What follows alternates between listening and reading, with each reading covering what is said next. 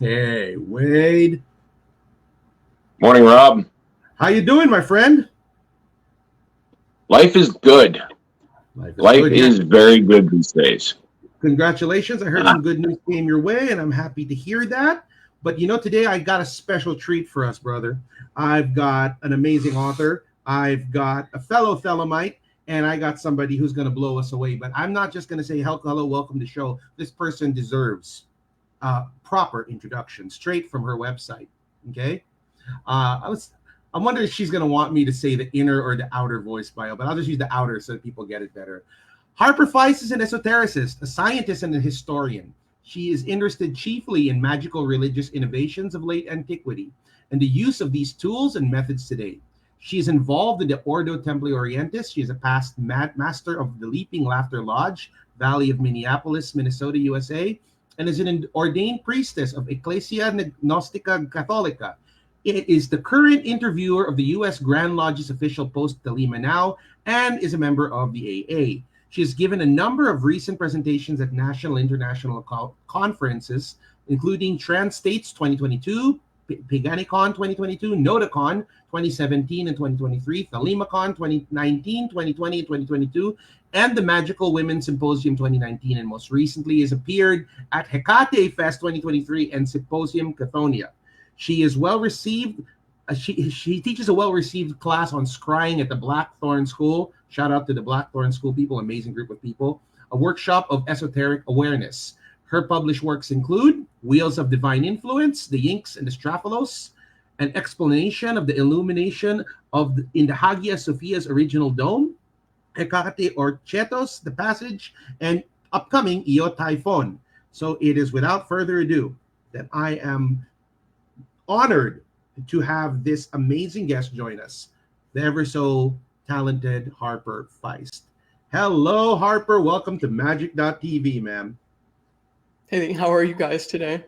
Welcome to the show. That's quite the list of credentials that we just read off here.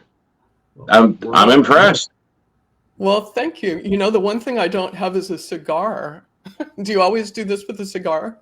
Yeah, that's our way. I do everything with a cigar. It's good to have conserved things in your life. I don't have a whole lot of vices left. It's good to know what you're going to die of. Is it? I'd rather be surprised. No, the surprise is always the worst. We've got work to do. So before we start, Harper, the world wants to know what got you started. What brought you, this modern dignitary of occultism, into this path that you're on? We want to know all about you. Please share with us your history, how you found your way into this, and where you're going with it next. Well, I'll tell you all those things if you agree not to call me a dignitary. Let's say an inspiration then. Okay. So when I was a kid, I was really interested in alchemy, and as a very young person, just starting my undergraduate degree, I found my way to the sub-basement of a creepy old library where I discovered Lynn Thorndike's set of books about magic and science. Mm-hmm.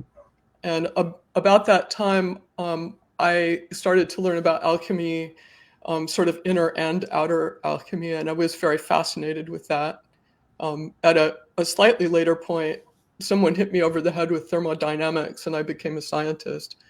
But the person who's interested in alchemy and later got involved in witchcraft, ceremonial magic, and a host of other terrible habits emerged. Is that enough? Wow, so you went from occultism to science, or have you actually blended the two together? At this late date, I'm not like John Dee, right? Whose science was, you couldn't discriminate it from his occultism. Mm-hmm. But in the classes I teach on scrying, there's a whole lot of science in there, neuropsychology, neurophysiology, understanding how our senses work even. So, they're side by side, even if they're not completely intertwined. Amazing. So, Arthur C. Clarke used to say that any sufficiently advanced science is indistinguishable from magic. I think the other way around is also just as true. Mm. Any sufficiently advanced magic just wraps right around into science again. I think At that's least in true. my experience. Yeah, I mean, there's certainly when you're thinking about this as a perceptual exercise, that's true. Whether or not a photomultiplier tube is in any way magic that's probably something we need a beer to discuss. But I do you have a know, question though, if you don't mind me mhm. asking. What came first? Was it your discovery of Thelema, or was it your relationship with Hekate, or what was the first foray into it that you can say kind of just started the ball rolling with you? I fell into witchcraft by accident. Again, when I was an undergraduate, I was probably 18 when all this stuff happened, something like that.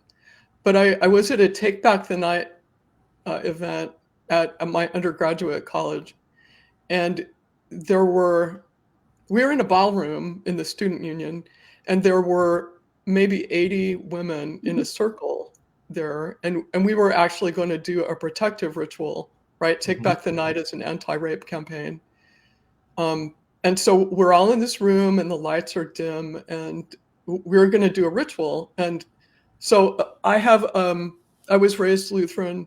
I really like religion.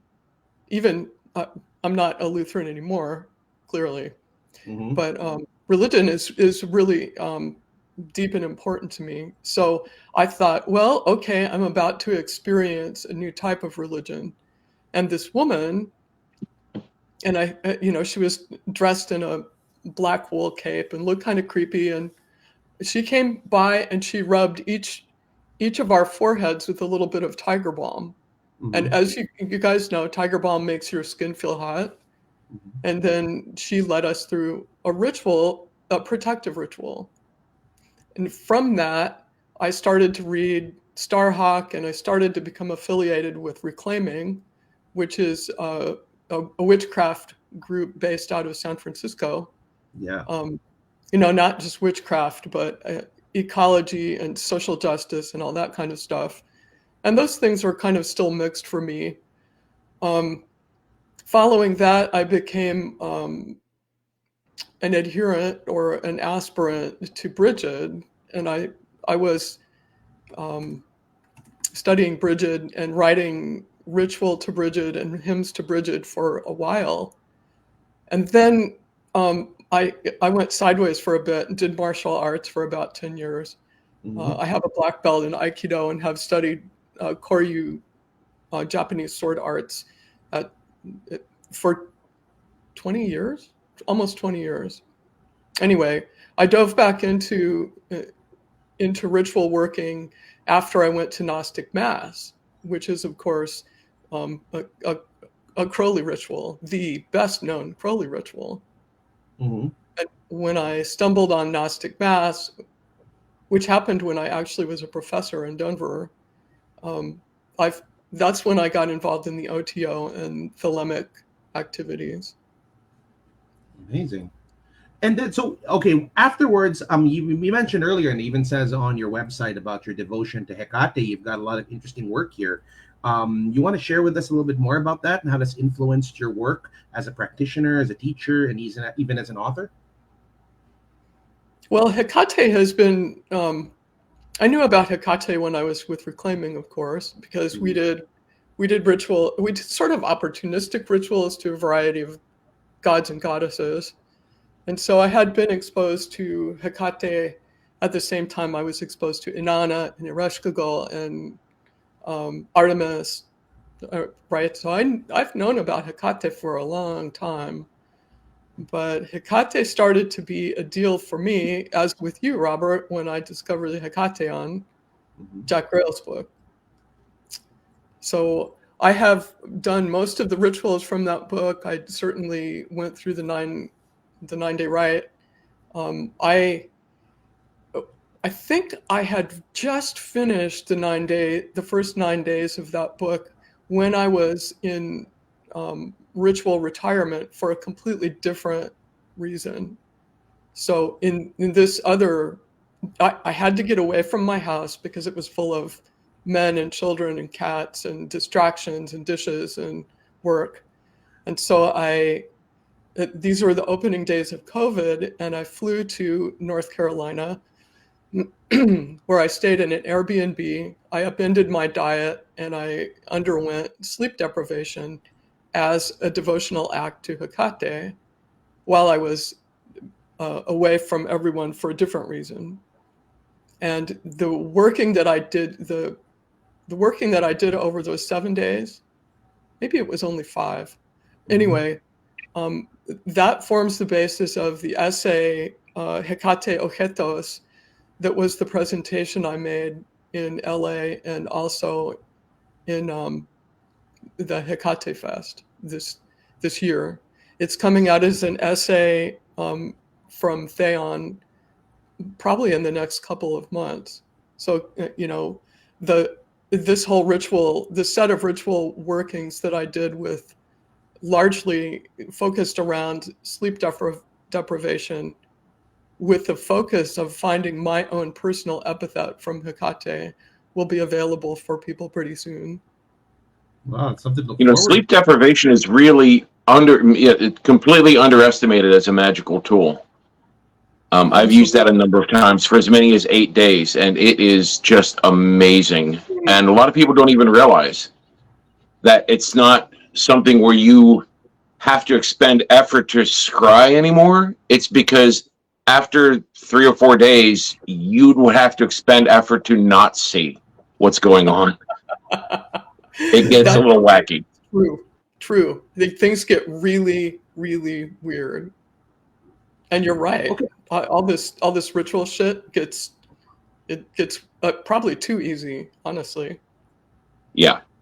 Yeah, it's How do really you something. use the word sleep deprivation, because we wouldn't want to just like tell some viewer out there, okay, don't sleep for 7 days and the gates to the astral will open up for you. From your experience with that in your magical practices, what was a safe way of going about it without causing any psychological or mental harm to yourself? Was there any kind of preparation you did, or did you just jump straight into the deep end?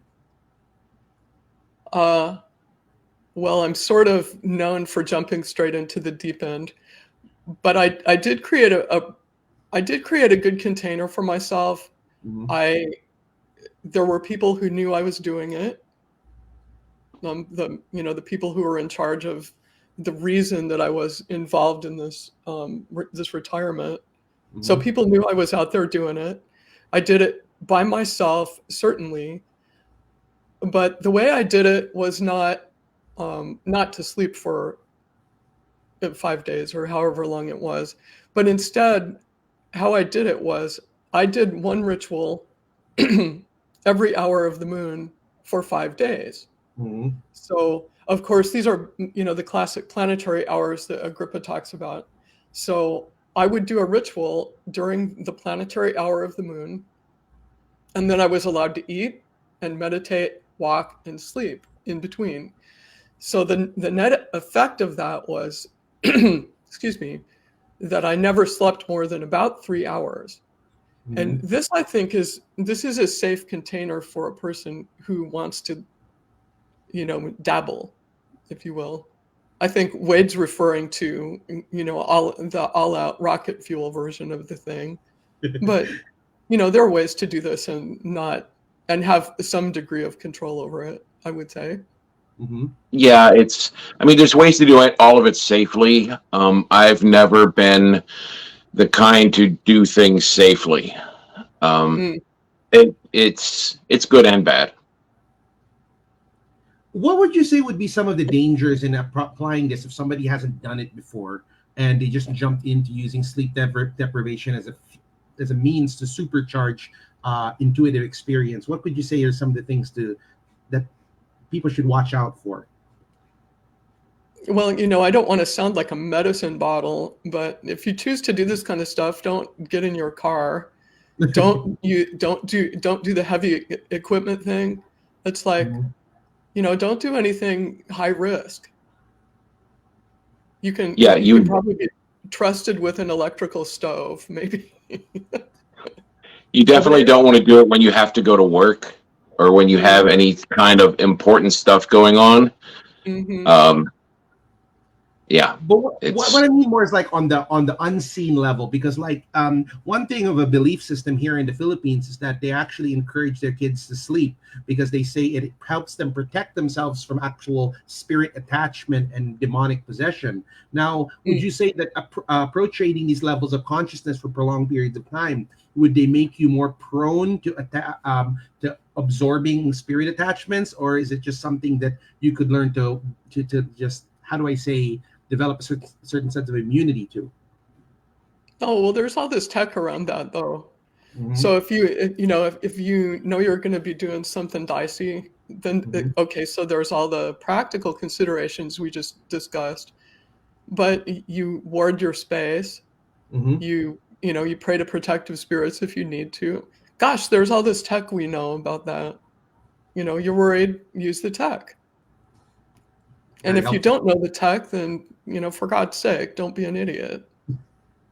Because like my feeling, somebody might watch this episode. It's like, okay, I'm just gonna take a bender for like 6 days and do my rituals, and then next thing you know, they found like a puddle of mush. So of course, since we're sharing this information to the world, we have to be responsible with it. So this is gonna bring me, Harper, to my next topic, and I'm really excited about this. And this is your upcoming book, IA TYPHON, a hymnal, coming from Grail Press. Now, talk to me about this. How did this come to being? Well, so with your precautionary note there, so I'm not going to say a whole lot about the tech or the rituals or the prayers or any of the crazy things I did to contact Typhon or Typhon set. And it's not, it's not because they're hard or advanced or anything like that, but maybe because they're not. The reason that I'm interested in Typhon as a personal or a patron deity is that my whole life has been this series of really sort of uncomfortable changes. And there was a time, so Robert and I talked a little bit before we got going about how my education is in physical chemistry. Well, physical chemistry actually includes explosive chemistry. So I know some things about stuff other people don't know. And one day I was having a professional epiphany, let's call it that. And I realized that you guys have seen these movies where explosives experts will destroy a building using explosives and basically the building implodes, right? You've seen these. Right? Yeah. Okay. So if you remind me at the end, I'll send a link so viewers can see it too. But the world is a very busy place these days, and if you want to do something new, you have to clear the platform and get rid of something old. In the same sense as people use explosives to get rid of outmoded buildings, that's essentially what I've done for myself with Typhon. And I think the reason that I actually have agreed to publish these prayers, these invocations, these hymns, is because other people have these problems too. And when we need a reboot, a hard reset, Typhon is a god whose time has come for that reason. Yeah, sometimes the world just is too full, and you kind of need to shake the ground a little bit to see what falls down, see what's not strong enough to stand anymore. Yeah, and it's ordeal like that, right? Nobody goes into relationship with this deity and hopes to have a sweet and crystally pure time about it. There's no fucking sugar involved here, if you will.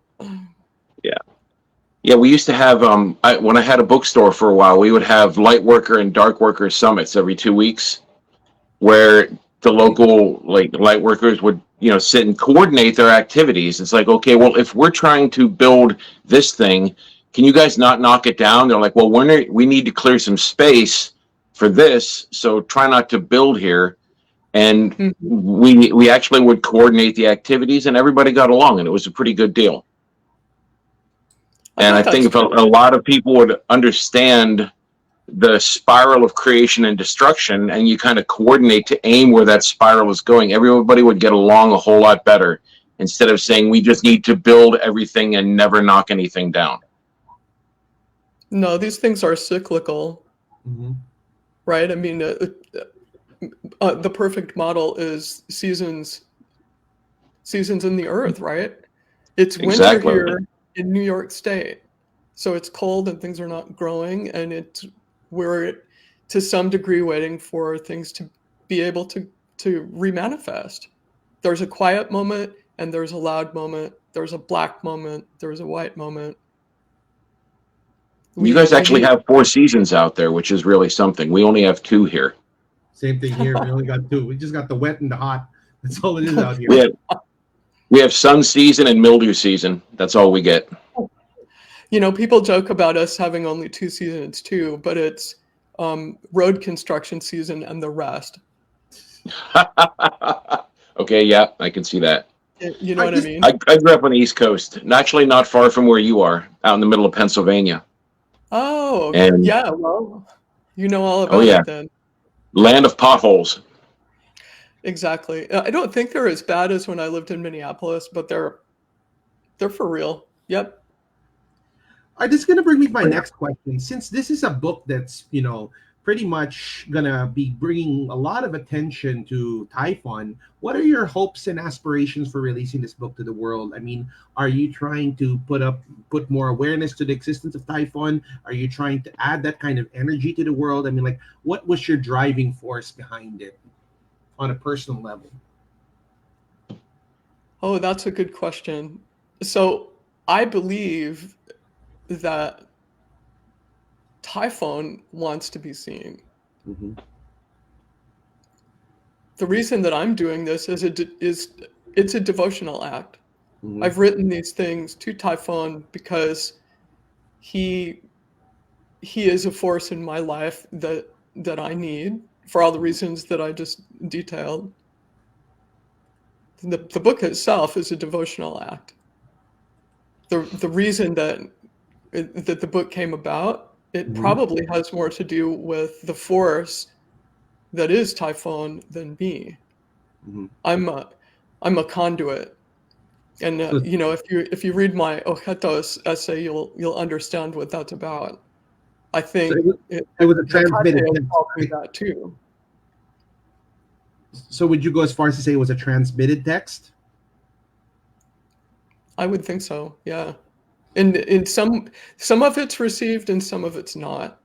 Mm-hmm. And so some of the poems, if you will, some of the hymns actually are my voice intertwined with other voices. So there's some text from the King James version of the Bible that I've borrowed and intertwined with my own voice. And there's some text from Aleister Crowley's Liber Ararita that has my voice entwined about it. And I will say, before people get all hot and bothered about that, I did ask for permission to use the text from the appropriate people in the outer order, basically. So but nonetheless, the pieces that are my voice intertwined with other texts, those are not received. Those are artwork. Some of the other things are received, though. And would you say this is a book that anybody can pick up, or would you say this is a book that somebody who would really want to develop a deeper relationship with Typhon should use? I mean, could it just be like a reference book, or is this really like something where you are trying to increase the devotionals to Typhon? Oh, I wouldn't say it's a reference book at all. It's devotional, but actually it's devotional to, let's say it's devotional to the forces that are usually ascribed to Set and Typhon. So I think that we shouldn't limit the distribution of this sort of information to people who identify or in some way with Typhon Set. But people, as we were saying, people need to be able to kind of scrape the foundation and to do something new. And this is a way to do that, a sensual, embodied, rhythmic way to do that. And I should say it's a beautiful book. Rowan Cassidy has provided some sigils for it.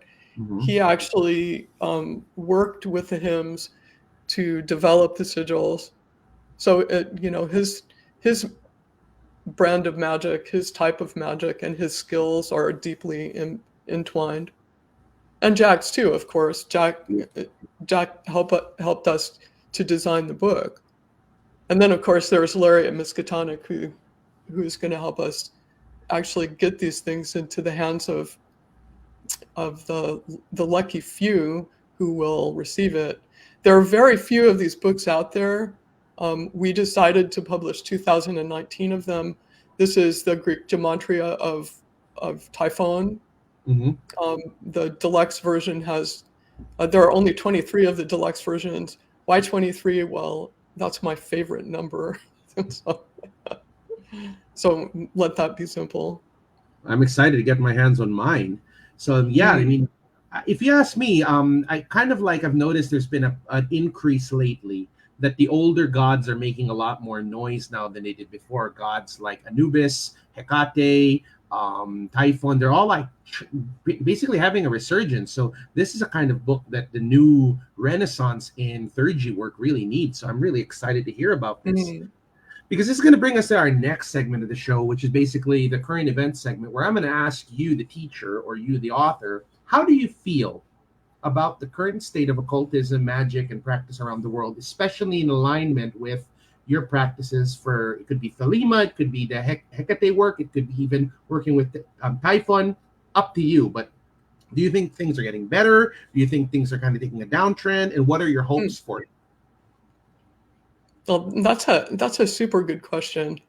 I think, so let's go back to how we understand the state of occultism today.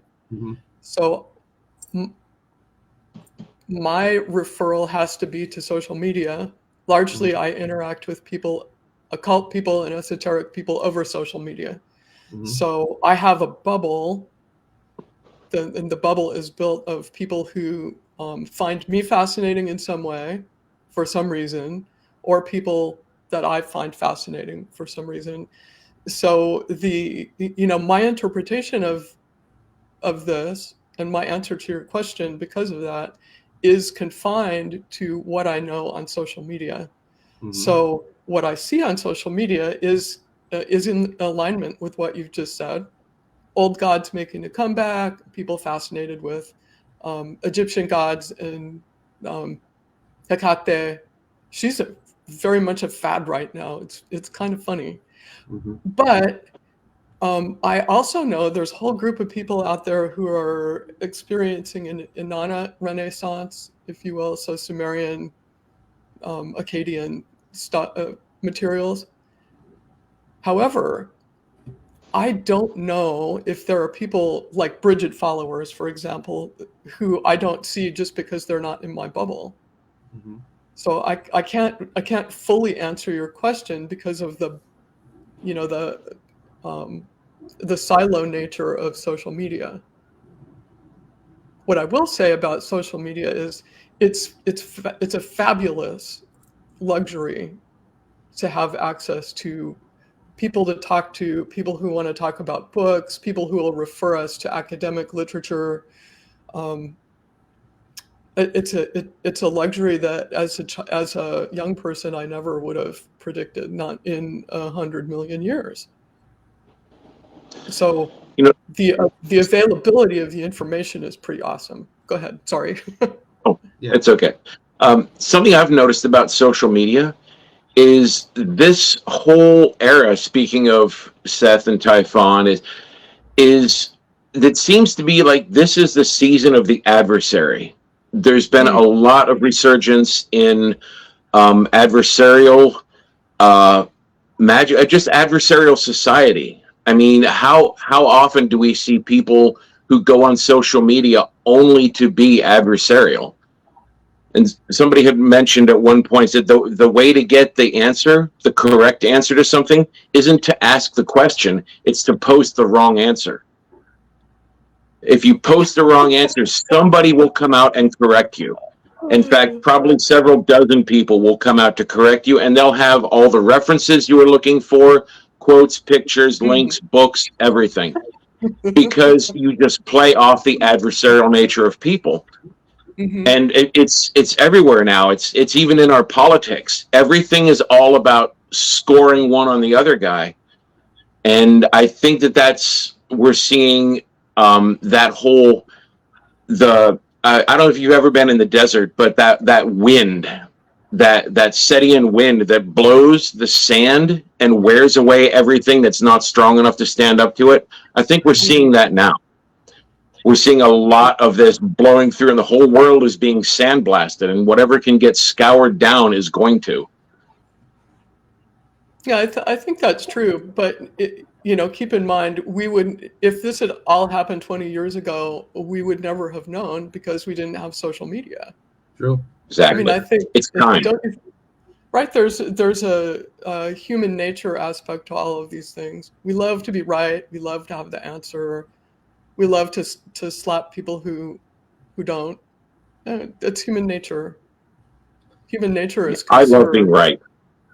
There's one thing I've noticed, though, that I wanted to share, especially with these old gods. A lot of people think, so are we going to start forming religions? Are we going to start putting up temples? And I tell them in Third work, I said, a lot of these old gods already had that, and they're not really interested in putting up structures anymore. Because like in Egyptian times, there were temples to Anubis, to all these gods, and they're all gone.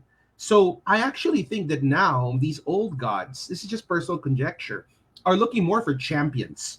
They're not looking for religious orthodoxy. They're looking for people who, like example, Harper, you might come out with the cure for cancer, and the minute you release it, you say, and to Hekate, I offer this huge game-changing thing. So they're looking for heroes. They're not just looking for blind sheep. That's just my take on the matter. I don't know how you feel about that. Well, it's clear that the era of civil religion, as people saw it in the classical times, that was over by 200 or 300 AD. I mean, with the downfall of Roman paganism. So for sure that's true, at least from a historical angle. I think, though, gods, okay, let's play with that. I think gods want champions, but I think people need religion. So how do we balance that? Even Crowley had some kind of wry quip about people in need of religion, and that was what the Gnostic Mass was for. At least he had the nerve to put a naked lady in it. Thank you. Oh, yeah. For the time, that was remarkably forward-thinking. Yeah. It was to have the old boys club, and they were like, wait a minute, we have a priestess? A priestess? That was just completely unthinkable at the time. And I think with regard to the temples, I think with regard to the temples, I don't know if you've read Julian Jaynes' Origin of Consciousness and the Breakdown of the Bicameral Mind. The humans used to need to have the high place to look at while they're going around their day, going about their day, working in the fields, doing whatever they're doing, taking their cattle around. But every time they would see that temple at the corner of their eye, it would remind them that everything they're doing is in service of a god. But the usefulness of that particular mechanic is gone because we're not busy with, we're not running crops from dawn till dusk. We're not, moving our cattle around so much like that. We have a lot more leisure time that we can be spending in devotion to things that don't necessarily occupy 100% of our body and brain all day. So the temple has always been in here. And I think that we're seeing something now that we don't need the physical temples so much as we need, like Rob was saying, we need the champions, we need the high priests, we need the people who can get the message and who can tell people about it. And I think that's why books like this are especially good, because when you have, you know, you do your pion to your particular god, you can do that all day long now, because we don't have the kind of, you know, labor intensive day that they used to have back, you know, when they needed to be reminded that the gods were there. Mm-hmm. I agree with that, but man, do people love their shrines, and people love to share their shrines with other people. And I want to say, so we were talking a little bit about this scrying class that I teach. Mm-hmm. It happens. So many of the people who take the scrying class are Hekate practitioners, that we almost always have a virtual shrine or a virtual temple inside the class. People need it. People need religion, and they want to have other people involved. And I think instead of having big state-sponsored religion, now we have, and maybe this is the way to sew it all together, we have smaller religious organizations put together by champions. And people, gosh, people need it. And where there is a lack of this kind of thing, we all just build it ourselves. And, you know, hence the book, I guess. This is a shrine. It's a portable shrine you can put in your pocket. Or a Bible. Or a Bible. It is a little Bible-y, yes. Start sneaking copies into hotel rooms. Not just that. So on Typhon might be like the Typhonian version of the Book of the Law. You know, like if you look at the Book of the Law, it's small, but it was transmitted by Crowley, and it's a holy book.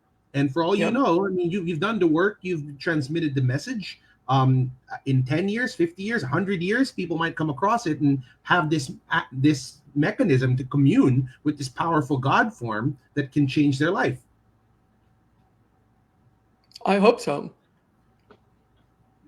Well, it makes two of us. All right, so we're going to go now to our favorite segment of the show, and this is what I'm most excited for, which is Occultex, where you, the teacher, get to teach us anything, me, Wade, and the viewers, anything you want about any practice that's close to your heart. Sky's the limit, but we'd love to hear all about it. Of course, it'll all go attributed to you. And for those of you who are interested, before I forget, please visit Harper Feist's official website at harperfeist.com. It is amazingly done. And before it runs out, get a copy of her upcoming book, IA TYPHON, because once that's gone, you're going to regret it, and it's going to be the biggest mistake you ever made in your life. So get it now before you start whining that, why did I get it? All right, because I already have mine waiting, and I'm probably going to be one of 2 people who have it here in the whole country. So Harper, I'm giving you the floor. Blow us away with what you have to teach us. Okay, so as a scrying teacher, so firstly, I love this question. Thank you guys for having come up with it. So as a scrying teacher, every once in a while, no, all the time, people will come to my class and they'll say, I'm going to try to take this class in spite of the fact that I think I can't do it. You know, I don't remember my dreams, and I can't visualize things. So how can I do this work? Or people will say, well, I'm just shitty at this. How do I get better? And so some of those people, actually, it's pretty intractable, right? They have talked themselves into being unable to do this work. And let me just say, evolution is never by accident. If a being or an animal or anything, if any living system can do something, it's because they're designed to, right, on a biological level. So the fact that we can do this work means we're perfect for it, all of us. So these folks who come to me and they say, "Ma, I can't scry. I've tried, it doesn't work. I can't visualize anything." One of those people actually was in the middle of the class and she's having a terrible time, but she remembered she had an imaginary friend as a child. And that took me off on some delightful flights of fancy, but it ended me in Benvenuto Cellini's autobiography. where amongst a whole bunch of other things, he talks about doing a necromantic ritual at the Colosseum in Rome that filled the whole place up with demons. Do you guys know this story? No, Yes. I don't. Super fab. I'll give you a link. Anyway, so Benvenuto Cellini was a goldsmith, and he worked for the Pope, guys. Just a super religious guy, but he was a little bit of a mischief maker. And he and some other people, including this naughty priest, show up at the Colosseum in Rome, and they fill it up with demons. Why? Because Cellini wants his girlfriend back. So typical, right? But in the story, they talk about bringing one of Cellini's workshop kids. I don't know if he's an apprentice or not, but 12-year-old boy shows up with these guys. And, no spoilers. I won't tell you what they put this poor kid through, but the naughty priest identified the need for a scryer. And in this case, he was a 12-year-old boy and a virgin. So this is the typical scryer that the grimoires ask for. And why is that? So I did a little bit of historical work, and I went back to PGM times. And so people in the PGM ask for a scryer too. Well, why is that? I mean, if we can all do this work, why do we need a 12-year-old kid who's never had sex to do it for us? Well, it turns out that going back to state-sponsored religion, they always had a scryer, like the Pythia. There's always a scryer. There's always some person who's going to interact with the gods on your behalf. And ever since about PGM times, and probably before, it's been a kid, because they're suggestible and they're innocent, and they're kind of probably easy to get your hands on, but they're imaginative. And so I took the historical data that one can go and find, and I mapped it onto my class. And I discovered that if you want to get ready to scry, you can, take the ritual bath, you can say the prayers, you can not have sex for a while, and not eat meat and not drink alcohol and all those things. But it's just as effective, and it's way easier to recall yourself as a child. So in this particular class with this person who had this imaginary friend, we started to use the inner child sacrament to get ourselves ready to scry. So how do you do this? Well, you turn yourself into a kid. And it's easy to do this by eating your favorite food as a kid, sitting in a chair that's too big so that you can swing your feet, watching your favorite cartoons. Those of us of a certain age watched cartoons on Saturday morning when we were little. If you watch Johnny Quest or Bugs Bunny and you eat macaroni and cheese and you force yourself to feel like you're 6, and then you go into a scrying arena, you'll find yourself more able to relax and be imaginative. And you just described my entire life. I do this every day. Perfect. And what are the results, Wade? Well, honestly, I see things all the time. I'm always scrying. I've always got my imaginary friends. I've got my spirit masks on the wall. I can talk to them. They talk right back to me. I guess I never saw the value in growing up, because growing up is kind of a trap. But if you tie it back into the sleep deprivation, you return to the basics. Mm-hmm. The things that your core motivations after you've been like awake for 4 or 5 days solid, you just quit filtering out all of the little things that are around you. And like when you're a kid, you never had those filters in the first place. Yeah, because the sleep deprivation shuts down the ego.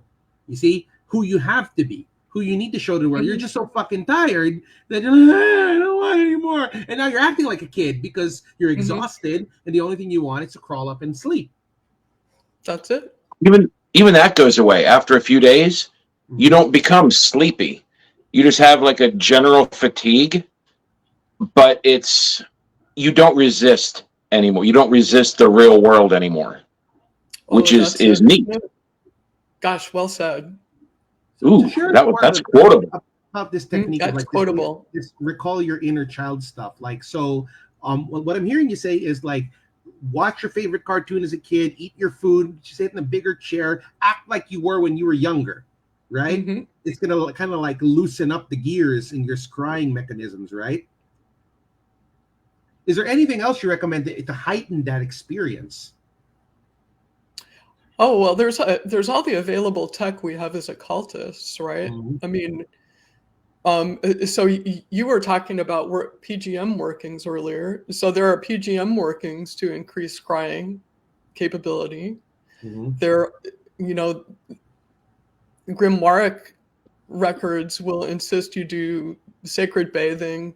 The Pythia was known to inhale ethane vapors or burning laurel leaves. It kind of depends on the story. But there's all this tech involved to get better at this. And I will say, the chief way to get better at scrying is simply to do it, right? I would define all this as the creation of an imaginative trance with a purpose. So practice is pretty key. So what do you guys think about that? Well, because I'm kind of just chewing on it with the whole aspect of applying that method in preparation for evocation, and because like your imagination is so much more lubricated when you're a kid compared to now, where we have to worry about our 401ks and our tax returns, and there's all this noise in the background. So this is definitely something, and it's kind of just messing with my head a bit, because sometimes I notice that there's parts of my inner child that crave for certain things, and I think that it's doing that because it's like, example, like McDonald's or a Twix bar, and I don't understand why I want it, and it's because my inner child is hungry for something, because it gives me so much power when I'm doing like evocation work. So it's kind of like a trade-off at times. What do you recommend for tools for scrying? Good one.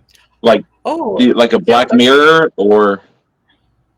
Oh, any of that stuff works. In fact, I'll confess that I usually, when I scry for other people, meaning when I'm in a ceremonial magic situation with other people, I usually use Trithemius tools. So, I have an occluded crystal ball, and I have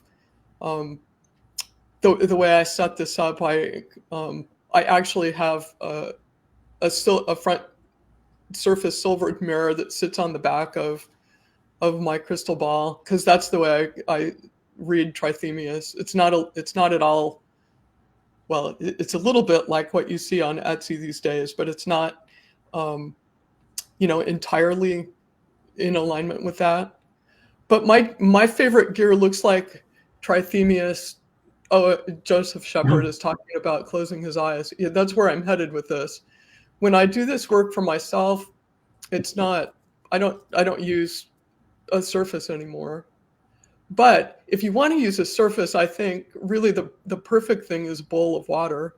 And if the bowl is not black, then put some ink in it. Yeah. I think that, so what that does is it brings a tradition into things. It gives you a surface that moves. So you hold it in your lap. It moves, gives your eyes something to interpret. But anything will work, up to and including the surface of your cell phone or the rear view mirror in your car. Try everything. Yeah, it's just a tool. Of course, when you I'm of the belief that once you start accessing that state, the scrying state, you kind of get the attention of anything ethereal in the area. It could be elemental spirits, could be fellow spirits, could be demons, God knows what. What protective measures do you recommend for somebody who's going to attempt something like this? Like, would you recommend banishing beforehand, casting the circle, or can you just jump straight into it? Depends what the focus of the working is. Mm-hmm. I am not as careful as some people should be, I think. I've been doing this by now for a really long time, and I'm very confident that I can get rid of things. If you're not confident that you can get rid of things, yeah, then you better clean things up psychically and practically first, and then also when you're finished. So if that means banishing to you, then you should do those things. We talked earlier about warded spaces. I think having a physical space that has protective components to it is important. And everybody's tradition has different ways to do that. I love to use camphor to ward my house. Other people use salt. That works fine. That's a good one. Yeah, if you're not confident that you can get rid of things, you better be careful. I'll just put it that way. Do it according to your own tradition. That inner child. Never underestimate the value of curtains. That one too. When I moved into the garbage palace in Oakland, someone had left behind a shower door that I painted black and turned into a scrying mirror. And I started noticing that when it was, because we just left it in the temple, and I'd start to notice that anytime I go past it, you'd see somebody on the other side of the thing trying to get your attention. And so I had to start putting curtains over it just so it's not always, it's always open, but it's not always grabbing your attention. Right. So if you have somewhere to close it, that's nice. Truth. Well, that's amazing. And, I really love how you incorporated the inner child work in scrying and how it could boost your scrying experience. I mean, that in itself, that's something I want to start implementing. So for me and all the people in magick.tv, I want to thank you for such an educational thing. So before we wrap up the show, I wanted to give you a time to promote any upcoming workshops, trainings, books, anything you have, and how people can reach you so that we can support you. Oh, well, let me plug my class, but let me plug the Blackthorn School in general. Sure. So, let me send out a plug for Jack and Aaron and Red, Kalan, all my co-teachers at Blackthorn School. It's really an amazing online mystery academy. You can learn about hoodoo, PGM, somatic, the way your body is important in sorcery. And then there's my scrying class that you've heard a little bit about. Of course, there's IA TYPHON, which is going to be shortly available to everyone. We saw the prototypes of the book last week. It's beautiful. I'm so proud. Hopefully it will be delivered to folks who purchased it by the end of March. I also have an essay that will be in a book, another Grail Press book about the triple goddess that will come soon. There's the essay Hekate Occultos, which is another thing we talked about, this 5-day sleep deprivation ritual series, and that will be available from Theon Press pretty soon. What else? I have a manuscript due to Llewellyn at the end of next month on scrying. So I will have a book on all these scrying techniques and thoughts, and there's a historical part involved, and it will be a Llewellyn book. And I think that's it, besides thanking you two for the invitation to speak. This has been great. It's always an honor. Well, thank you for coming to the show. Before I forget, I got to cut you off, Wade. Do you actually offer scrying services, or is this something that only happens in the class? Because I'm sure people are going to ask, we want to have a session with her. How can we do that? Or is this something that you don't do? I do that at times, but people will need to be physically near me for that to happen. All right, so it's not something you can do remotely. Nope. All right. So straight from the lady herself. So that being said, Harper, it was such an honor to have you. We're not going to kick you out yet, but Wade, this has been yet another amazing episode of Magick.TV. But you know what? Sometimes we don't give enough credit to the big man who made this show possible. The patron of Magick.TV, King Belial himself, brought me and Wade together. And thanks to him, we have touched maybe thousands of lives with educators like yourselves. From the bottom of my heart, the bottom of the Wade's heart, we want to thank you and also give props to our patron Belial, and of course, hail Hekate, and also welcome back to the modern world to Typhon. I'm looking forward to seeing his resurgence in the years to come. So with that being said, this is me and Rob tuning out, me and Wade tuning out. See you all next episode. Don't go anywhere, Harper. I'm just going to end the show.